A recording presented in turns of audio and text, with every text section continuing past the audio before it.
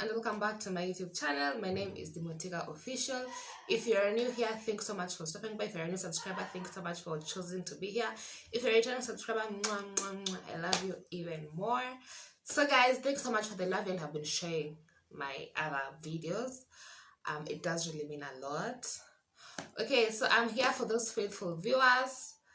Atakama mko 10, I'm here because of y'all.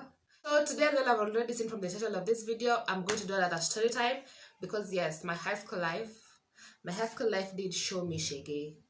Like it was wahala after wahala. Like wahala no be like a bicycle a bag. Hey, so when I tell you my high school life was shege, please believe it.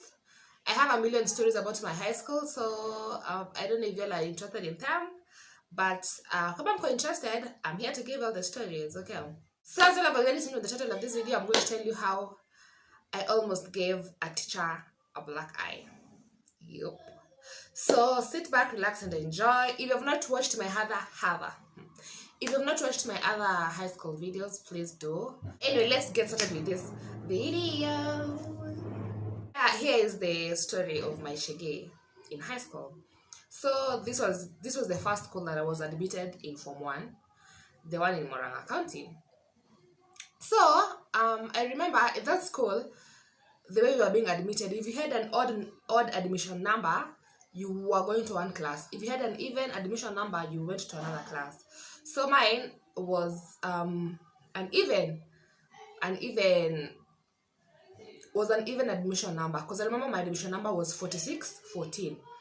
So there were two streams when we joined Form 1. So the even one, the people with even admission numbers, they were put in one class, or numbers another class. The even class, we were doing, I think, agriculture and business, and the other class was doing home science and business. So I was in this class of agriculture and business. So remember when we were in Form 1, there was this amazing teacher. I don't know if my other classmates can remember, but there was this amazing teacher mwenye kila mtu alikuwa anapenda, alikuwa tu mzuri, business ilikuwa inaingia, you know, characteristics of business, characteristics of goods, of services. Like business was like everybody's favorite subject. Okay, so like even Baka tulikuwa so convinced, tukifika Form 3 we are going to choose business because all this teacher is vibes, this teacher anafunza vizuri tunaelewa.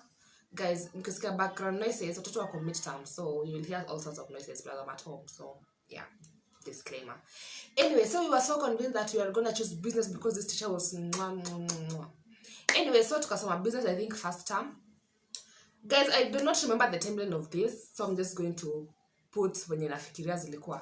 So I think tukasoma first term, sijui nini. So I don't know wapi katika, I don't know where we went. Sijui kama tulienda midterm tukarudi ama tulienda tukafunga shule tukarudi. But now I remember kulikuwa na rumors that this teacher was doing a wedding. He was a male teacher. He was called Mr. Should I say him or not? Kingori. If I remember well, he was called Mr. Kingori. So Mr. Kingori, kulikuwa na rumors that he was going to do a wedding. So we don't know if he went kufanya harusi na akaenda kabisa ama ni transfer lipigwa message. So we just came back one time and Mr. Kingori was no more. The sweetheart of everybody, like kila mtu alikuwa so convinced we are doing business studies because of Mr. Kingori. Anyway, Mr. Kingori gone, akaenda. So I remember to replace the business teacher with another Kamjaluo teacher there. I don't remember his name. I remember his face, but suddenly I don't remember his name. Okay, so let's call him Mr. Otieno. But now he was jina yake, but let's call him Mr. Otieno.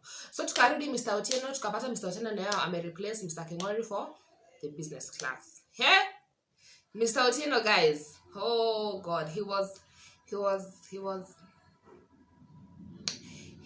how what will I say? Alikuwa wale walimu wenye, they have the knowledge, but they don't know how to pass the knowledge to people. Ushaona watu kama how? Ni mwalimu, yes, he is very sharp in his mind. But transferring that knowledge that iko kwa kichwa yake awafunze, it was not doing the thing. So business classes zikaanza kuwa boring. Me personally nikaanza kusikia the business class kuna venye kidogo nitaiambia tu bye, niende side ya kulima, agriculture part. But the agriculture was my favorite subject in high school. Hata in my KCSE ndo nilipita sana. Anyway, so I was like this business thing, I'm not going to do it anymore cause ili lose ladha. Ni kama Mr. Kingori alibeba ladha ya business. So tulikuwa tunafeel business. so hatukuwa tuna feel business as such. Anyway, so kama Mr. Otino kamefunza. Remember guys, nilikuwa nakaa hapa my desk na naitwaje, desk yangu na naitwaje, desk yangu na table ya teachers zilikuwa zina like literally, so nilikuwa hapa mbele. So like I used to sleep na nilikuwa hapa mbele. Any business ilikuwa tu tamu kabisa. So we do an exam, I think we failed. Sijui tulifanyanga exam ama nikata, but mimi sikumbuki ilikuwa nini. So we failed. I wouldn't say we failed, a lot of people failed. I was in that group of failing. So this teacher, I think we're in form 1. Guys, kumbuka tulikuwa form 1 ama form 2. Miss, I cannot remember ni kitambo, siwezi kumbuka ilikuwa wapi, but ilikuwa around hapo. So, ilikuwa around hapo. So, this teacher amekuja na makaratasi like, oh, I've been teaching you business, why have you guys failed like this? Na kila mtu mwenye ameanguka, sijui kama alikuwa ametupatia pass mark, mimi sikumbuki. I think so mtu alikuwa na chapwa zile viboko amebakisha kukaribia pass mark. I think that was it. Nisikumbuka alikuwa anatumia criteria gani kutuchapa, but alikuwa anatuchapa. So he was like, kama umefail, I'm going to beat you. So this is where our halal bicycle they start. This is where shege they start. And I remember this lesson which anakuja kutuchapa was the lesson not when the lunch. Okay, so akaitana makaratasi A B C D E F G H, akaitana kile alikuwa chukua karatasi zake, anajua zile viboko atachapa. Wenye wako chapwa good for them, much okay. Sijui wako wapi kwa hii life, but anyway. So this teacher tells us anatuchapa wapi? Our behinds. So apparently tulikuwa tunafaa tushike skirts like this to face the wall atutandike. Mimi nikasema by the way no. Kuna vile kidogo sitaweza mimi. Kuna vile kidogo sitaweza. So I think guys were in form 1. Do you think atukwa bado watu hawako na ile sasa samaje? Bado wako anajiamini, so that angewaambia walambe floor angelamba floor, you know. But he was like, no, there's no way a male teacher even is beating me in my ass, someone on my ass, whatever. Ananichapa haga, ati sana nishike skirt, ni face the wall, atutandika kama ni 3 4. You know the way this part is sensitive, mtu akikutandika, nikamwambia, mimi nikamwambia teacher no, mimi if you are beating, mimi sikataka kutandikwa, but teacher please, kama unanichapa, nichape mikono. Mr. Otino akakataa. So nikamwambia, can you stand there? Tulisumbuana for a minute. I remember Phyllis, can you face the wall like the others? And I'm like, me teacher, you want to beat me my haga. So me sijakata kuchapa, kama unanichapa ndio hizi mikono chapa, but mimi I'm not facing the wall. So tukasumbuana, kanambia, you know what, you're wasting time for my lesson. Kaa kando, nishughulikia wengine. Ukweli wa maneno, watu walishika skirt na waka face wall na wakatandikwa. Mimi nikasema, bravo, mimi standikwi. Nikasema, bravo, mimi kuna vile mimi utanitandika. Watu wakakaa chini. So tunatandikwa pale mbele ya class, pale karibu na blackboard. So nikabaki peke yangu kama nimesimama. Akaniambia, so Phyllis, ndio you want to behave like you are special than the others, right? You want to behave like you are special than the others. Wewe ndio uwezi chapwa. Nikamwambia, sharp correction. Mimi sisema siwezi chapwa. Kama ananichapa nichape mikono. But facing the wall, that's where I draw the line. Me hausani chapa. Tukasumbuana. So apparently I was supposed to nimzunguke ndo nirudi kwenye nakaa. Okay, so tunachapa pale mbele lokanga mbele. So nilikuwa side nyingine opposite. Sijui kama mna get the picture. So I was supposed to go behind the teacher. Ama in front. I think I was to go, nilikuwa nizunguke teacher ndo nikuje niingie sasa nikae kwa loka yangu. Sasa teacher akaniambia, you sit down, after this lesson follow me to the staff room. Mimi niko like, okay sawa, tutaenda. So nikizunguka hivi, sasa nitawaambia je guys. So nikizunguka nikuja kukaa chini. So tunaona sasa nimeacha sha kwa nyuma yangu. So nikizunguka like this, I'm coming to sit down. I see the teacher wants to beat me with na kiboko, alikuwa anachapa na kiboko of course. Kumbuka kama ilikuwa bambo. Sijui the kiboko yenye alikuwa anatumia. So I don't know, it was just a reflex, I don't know. Nikamfanya hivi. Acha nikunywe 2 waters.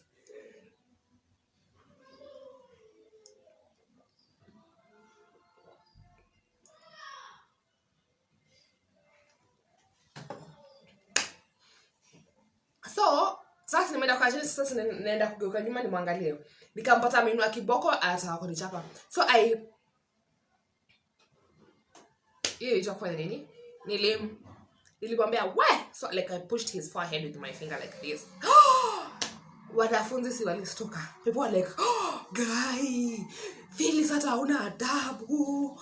Hey, unafanyia tisha hivyo aje?" You know, like they were surprised because remember guys were in form 1. So like it was like people what all these people were like, aka msana kana jamini aje hadi kanafanyia tisha hivi. So Charlie alishtuka, by the way. Charlie alishtuka. I think hata kufunza alienda. Kuenda nikaona amepanda tu na njia ya ofisi. Our class was uko mwisho. So nikamwona amepanda hivyo admin. Nikajua ameenda kunisema kwa principal yule principal from hell. Nikajua ameenda kunisema huko. Nikasema, you know what? Ni sawa me. I have nothing to hide because mimi sijakataa kuchapa but mimi utanichapa haga, you know. Anyway, so Mr. Uchina kakapanda kakaenda ofisi. So it was lunch time. So by the time eat time sasa cha ameshatoka lizo na iko imeisha. So time ameshatoka juu amesha panic. Ataka kutandikwa na msichana mdogo.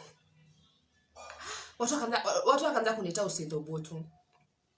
Sasa ndio nimefanyia tisha hivi. So they started saying usidhubutu. Anyway, so si mnakumbuka nimwambia ilikuwa the lesson to twende lunch.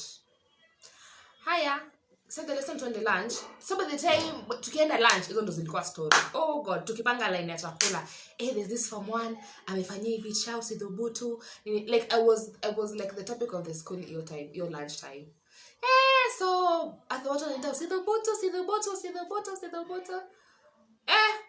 Okay, me by this sikuwa na tense ama nini. I was not tense because I was like, no, I think mtu akiwa form 1 as much as you are a child, you are also not a child. So I don't think it's right for you to be going and naambia watu washike wall. Na venye kaskata hizo ni ka lights unatandi and then it's like, oh god, then this part is sensitive. Mimi nikasema hapana. So tukakula lunch, hizo stories zika trend venye kuna this form 1 has pushed the teacher nini. So nikatoka lunch. So sijui kama shule ilikuwa hivyo but lunch mkisha maliza lunch 1:30 mnakuja class, then there's that 30 minutes preps before 2 ndo sasa lessons za 2 mpaka 4 ama 5. So hiyo time ya preps 1:30 to 2 ilikuwa time ya ku make noise, sijui kuendea maji, sijui hiyo au ka period tuka 30 minutes yenye walikuwa nasema ni ya prep time. So nikakuja nikaambiwa Phyllis tunatoka ofisi. Wapi administration block. So nikapanda tu nikaenda the administration block. Knock mlango wa Prince. Come in. Prince akaenda. Oh, it's you again. It's Phyllis. Haya, piga magoti hapa hata sasa kuseka yenye umefanya. Piga magoti hapo. Me nails. Haya, akaniambia, "So it is you again. You're not only a noise maker, now you want to beat teachers, right?" I was like, "Chami, I haven't beaten him. I have not said you want to beat him. I've said, no, you want to beat teachers." Nikamwambia, nikamuuliza teacher, has he told you what I've done? Haya.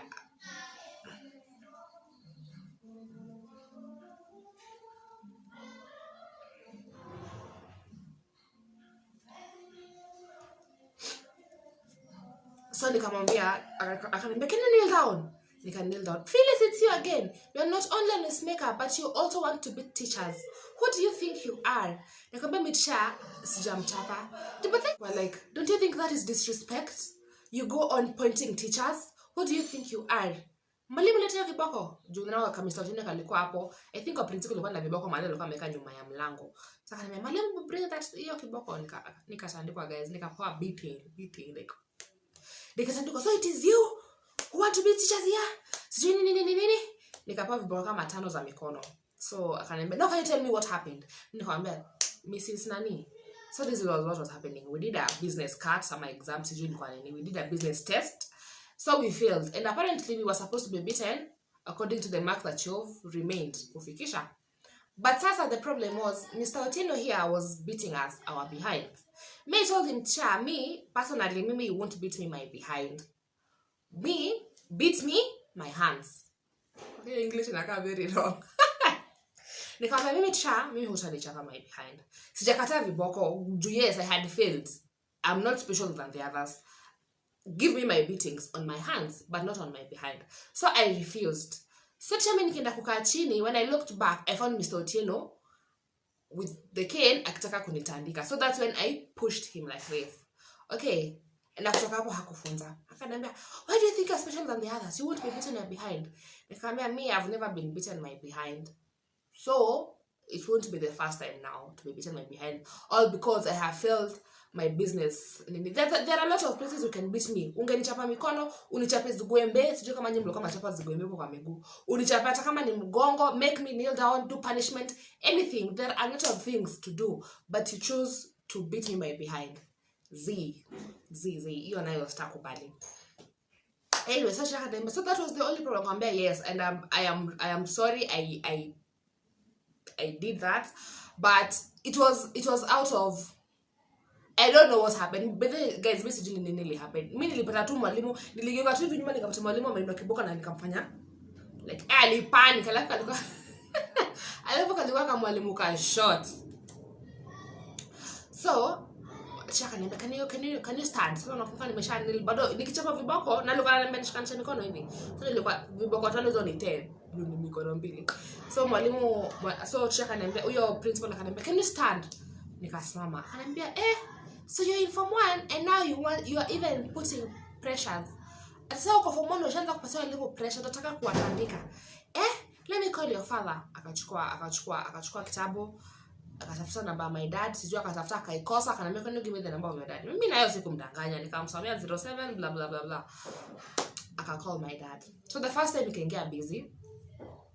The second time he can get busy. The third time I think Alishika come, hello, Mama Phyllis, hey, you know that with your daughter over here. So my dad didn't listen to that conversation. I was like, you know what? Deal with her. But now I knew when you hear my dad say, he's very busy, he's in a meeting, so hana time. And he replies, I was like, no, you know, your daughter here. I'm like, deal with her. So nimemleta shule, deal with her. Nikafurahia. Because alikuwa nafikiria ati, oh, now they will call my dad. My dad will come here and do this. Ana mwenye anapiga hata ana shughuli yake. So Mr. Tuna bado amesema pale labda anangoja niandikiwe expulsion letter or something.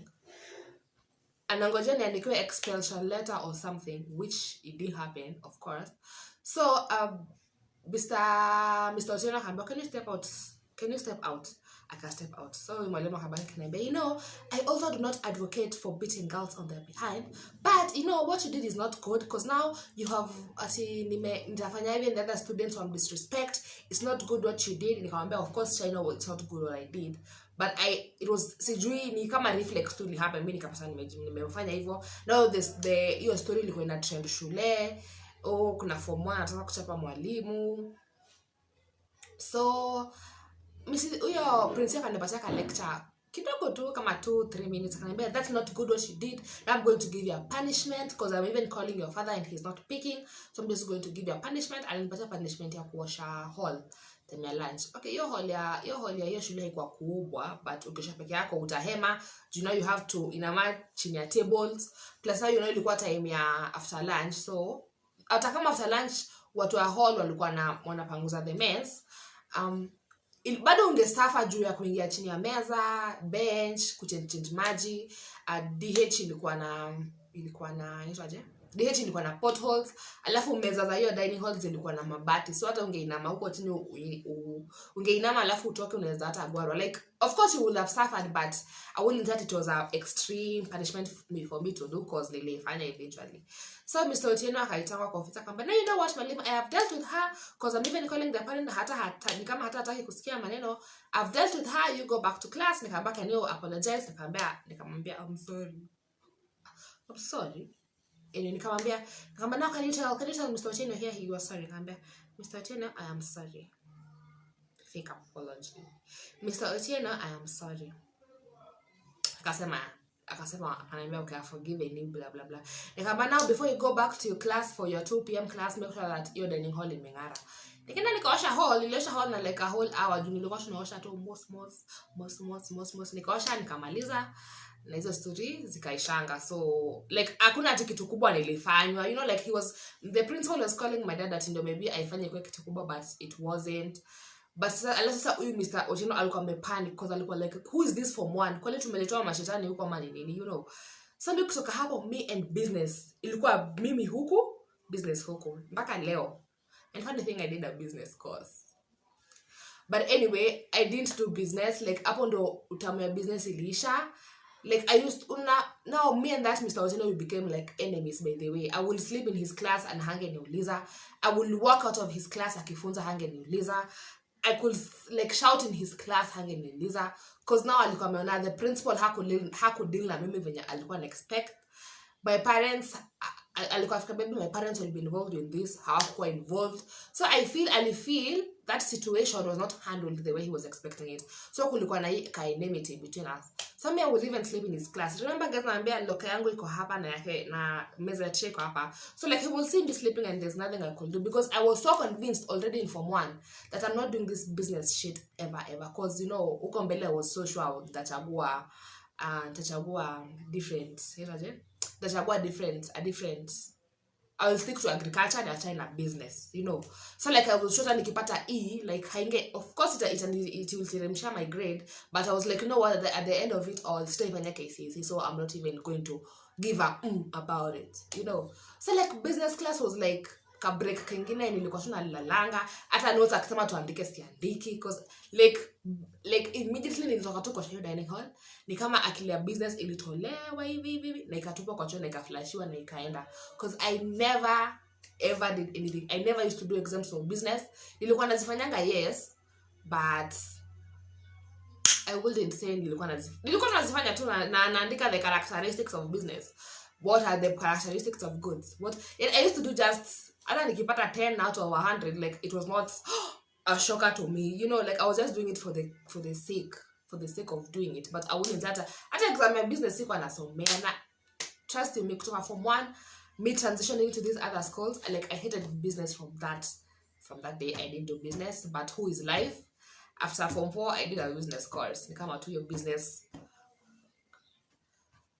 your line ya business ilikuwa tu inanifuata. But yeah, so that was my story of how I almost beat a teacher. Of course I wouldn't beat him, but like ni kidogo unamuingiza baridi kidogo, naambia unamuingiza baridi kidogo ndio nakisema najua huyu si wa kuchezewa. It's very me honestly I feel it's very wrong mwalimu kukutandika. You are a big girl in Form 1. I wouldn't say you are a small girl, you're not a child, but I mean you are a young lady. Yeah, that's the word. You are a young lady. So mtu kwambia ushike wall akutandike haga.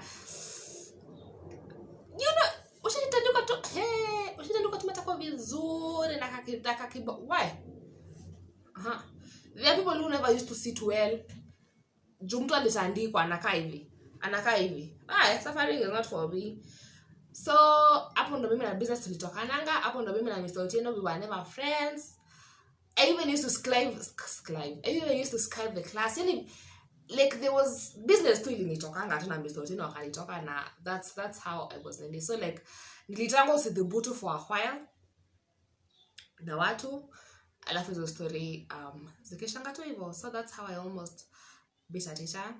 Like in the back of my head nilikuwa tunajua, you know those things you do and you know you will get away with them. This was one of them. Like nilikuwa najua hakuna mahali zanipeleka cause it's very unfair. I'm even sure even maybe when they called my dad, he would have said the same thing. I don't know, but he would have said the same thing. Why are you beating a young lady on her behind? Beat her anywhere else. Beat her, mchape mikono, mchape miguu, mchape mgongo, mpatie punishment. But why are you going for her behind as the first option? You know, like it doesn't make sense. So like in the back of my head I knew, plus 30 nilikuwa ninakataa viboko guys. I was like, you want to beat me viboko 30? Tandika, ndio mkono tandika. But now he was like, no, you have to be like the other girls. Shika skirt, geuka kwa wall. Why, brother, Mr. Otero? We are not fish that you've come to collect from the lake or something. So yeah, that is one of my shege stories. But I think and that was the same incident niliingia kwa black book. That was the first time niliingia kwa black book. Kama shule yenyewe ilikuwa na black book, that was the first time niliingia kwa black book. And I was told because you've done a very big offense, you are threatening teachers. So nikaandika kwa black book as I am a threat. I am threatening Holas teachers, male teachers, Ajaluo teacher. You know. So anyway guys, that was my story for that day. I was in Form 1 and my high school shege did start. I hope I was in Form 1. Sikumbuki vizuri, but my high school life guys, hey, shege. I do have a lot of stories again to share. So if you want to If you want to be part, come on, put on a story, please hit the subscribe button down below. It is free. Thank you for the 228 of y'all. I really love you. Continue subscribing, continue like, continue commenting, and I'll be here to give you all my shege high school stories and many more life stories. Because if you think at any high school so kuna shege, hatujafika campus, so we really have a long way to go. Hatujafika like the life we have a million stories to give. So if you want to be part of that, please remember to subscribe, to like, and also share. Guys, I've also had complaints that siskiki vizuri. I don't know, guys. When I'm editing these videos from my phone, I feel like I am shouting. I feel like the volume is too much. Alafu when I go check it on TV, I'm on my laptop, nasikia ni kama siskiki. Yeah, siskiki. Hey, yes, I'm going to work on that. Somebody texted me and they told me that I should bring Coco to we have a sit down. I'm still looking for her to tell us the side of her story, but I would really want also. I've not seen her since that day, by the way, so it will be really fun if I saw her. Then yeah, okay. So much, guys, for being here. Subscribe to my channel, like, share, and comment. Until next time, bye.